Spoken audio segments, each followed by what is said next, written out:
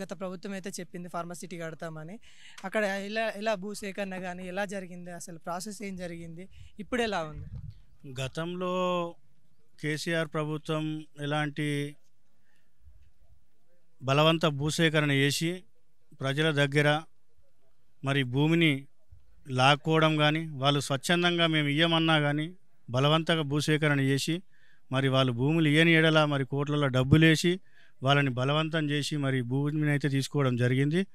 మరి ఇలాంటి ఇబ్బందుల్లో తలదూసినప్పుడు మరి ఈరోజు వచ్చినటువంటి కోదండరెడ్డి సార్ కానీ మరి ఈ యొక్క రైతులు 4-5 గ్రామాల రైతులు మరి మా భూమి పోతే మరి రెక్కాడితే డొక్కాడని పరిస్థితి, మరి భూస్వాములు లేరు మా దగ్గర అయితే, మరి సన్నకారు రైతులు ఎవరు కాబట్టి మరి ఎకరా 2 ఎకరాలు 3 ఎకరాలు గతంలో ఇందిరమ్మ ఇచ్చిన వైఎస్ఆర్ రాజశేఖర పీరియడ్లో ఇచ్చినప్పుడు ఇండ్లు మరి గతంలో ఇచ్చిన భూములు మరి బలవంతంగా లాక్కోవడం జరిగింది.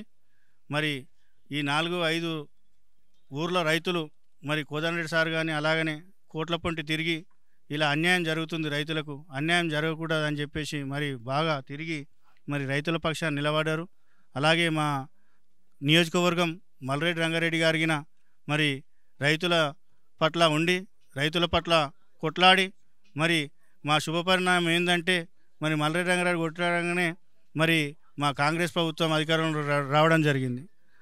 రాగానే మరి రేవంత్ రెడ్డి సార్ గారు ముఖ్యమంత్రి గారు మరి మాకు చక్కటి రైతులకు శుభవార్త అయితే చెప్పడం జరిగింది. మరి ఇక్కడ హైదరాబాద్ దగ్గరలో ఉన్నటువంటి మరి మేడిపల్లి కానీ తాట్పర్తి కానీ నానక్నగర్ కానీ మరి ఇలా దగ్గరలో అందుబాటులో ఉన్న విలేజ్లన్నీ మరి మొత్తం భూస్థాపితం అయితే ఈ ఫార్మా వచ్చినట్టయితే దీన్ని తక్షణమే దీన్ని రద్దు చేయాలని చెప్పేసి చాలా చక్కటి శుభవార్త చెప్పేసారు. మరి రైతులు మాత్రం వాళ్ళ ఆనందం వ్యక్తం చేశారు. మరి ఈరోజు భూ న్యాయ శిబిరం అనేది మా ఊర్లో మేడిపల్లిలో పెట్టడం జరిగింది. మరి ఆ ఫార్మసిటీలో బాధితులే కానీ ఈరోజు మాకు ఇట్లా అన్యాయం జరిగిందని చెప్పేసి మరి ఇక్కడ రావడం కానీ వాళ్ళ పరిస్థితులు చెప్పుకోవడం కానీ ఎంతో చాలా చక్కగా వివరించుకుంటున్నారు. మాకు ఇక్కడ లాయర్స్ గారు మంచిగా ఒక వాళ్ళ టీం వచ్చింది.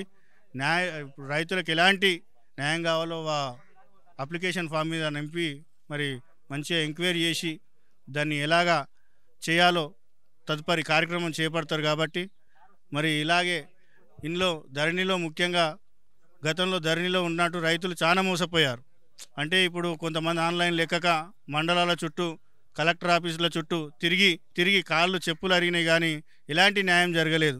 మరి ఈ న్యాయం కోసం ముఖ్యంగా ఈ ధరణిలో భూమాత అని చెప్పేసి అందులో మా కోదండరెడ్డి సార్ రావడం, ముఖ్యంగా అందులో ఒక నెంబర్ కావడం మాకెంతో ఆనందం వ్యక్తం చేస్తూ ఉన్నాం. ఎందుకంటే గతంలో ఈ ఏరియాలో మొత్తం తిరిగిన ఎవరెవరి పరిస్థితులు ఎవరెవరు ఇబ్బందుల్లో ఉన్నారో చూసిండు కాబట్టి ప్రత్యేకంగా మాకు ఆ టీంలో ఒక నెంబర్ కావడం మాకు చాలా శుభపరిణామం అని చెప్పేసి మా యొక్క మీటింగ్. సీఎం గారు కేసీఆర్ అయితే ఎవరైతే ఉన్నారో ధరణిని తీసుకొచ్చి రైతు రాజ్యం చేశాను, ఒకళ్ళ పేరు మీద ఒకళ్ళ నుండి ఒకళ్ళకి మారాలంటే వాళ్ళు తంబు పెడితే కానీ మారని ఉంది అని చెప్పారు.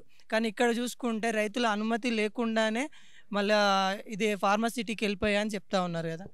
ఇప్పుడు అంటే ధరణిలో ఉండడం వల్ల ఇప్పుడు రైతులు కొంతమంది 2 ఎకరాలు ఉంటే ఎకరా పడ్డది. అలాంటి వాళ్ళు ఇప్పుడు మండలం దగ్గరికి పోతే వాళ్ళు ఏం చేస్తారు, అవతల పేరు మీద మారలేదు. ధరణి ఎప్పుడు వచ్చేది ఉందంటే గతంలో అన్నీ అక్కడ క్లియరెన్స్ అయినాక ధరణి వస్తే ఏం కాకపోవు. బాధితులు ఉన్నప్పటికీ వాళ్ళ సమస్యలు తీరనప్పటికీ నువ్వు ఏకాఏకిగా ధరణి పెట్టేసి మరి అది రైతులను ఎంతో ఇబ్బంది పెట్టారు.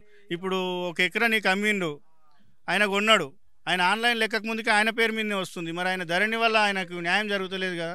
అలాగే రైతులు చాలా మంది ఇట్లానే మోసపోయారు అని చెప్పేసి మా యొక్క మనవి చేస్తాం.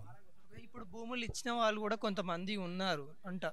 మరి వాళ్ళకి కూడా ఇక్కడ ఆ భూములలో ఎలా గవర్నమెంట్ ఎలా చేయాలని అనుకుంటా ఉన్నారు? గవర్నమెంట్ అంటే ఇప్పుడు మామూలుగా రేవంత్ రెడ్డి గారు ఒక మాట అయితే చెప్పిండు, ఇక్కడలో హైదరాబాద్లో చక్కగా దగ్గర ఉంది కాబట్టి హైదరాబాద్కు కూతేస్తే వినబడే దగ్గరలో ఉంది కాబట్టి మంచి ఎయిర్ ప్లాంట్స్ ఇంతకుముందు గతంలో ఎలిమినేట్ దగ్గర వచ్చినటువంటి ఎయిర్ ఫోర్స్ తయారడం కానీ ఇంకా అనేక రకరకాలమైన మంచి కంపెనీలు తేవడానికి ప్రయత్నం చేస్తారని చెప్పేసి మా యొక్క రైతుల పక్షాన మేము డిమాండ్ చేస్తూ ఉన్నాం.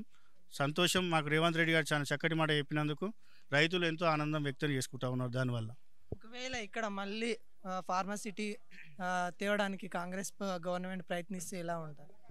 మాకు ఇదంతా రాదు అనే ఒక నమ్మకం అయితే ఎందుకుందంటే ఈ పోరాటం, ఈ రైతుల పక్షాన పోరాటం చేసినటువంటి వ్యక్తి కోదండరెడ్డి సార్ గారు మరి ఉన్నారు కాబట్టి ఏ సమస్యలున్నా రేవంత్ రెడ్డి సార్ ముఖ్యమంత్రి దగ్గర కూర్చొని మాకు సమస్యలు అలాంటి ప్రాబ్లం రాకుండా చూస్తాడని చెప్పేసి మాకు కోదండరెడ్డి సార్ ఉన్నందుకు మాకు గట్టి నమ్మకం ఉంది అని చెప్పేసి చెప్తాం.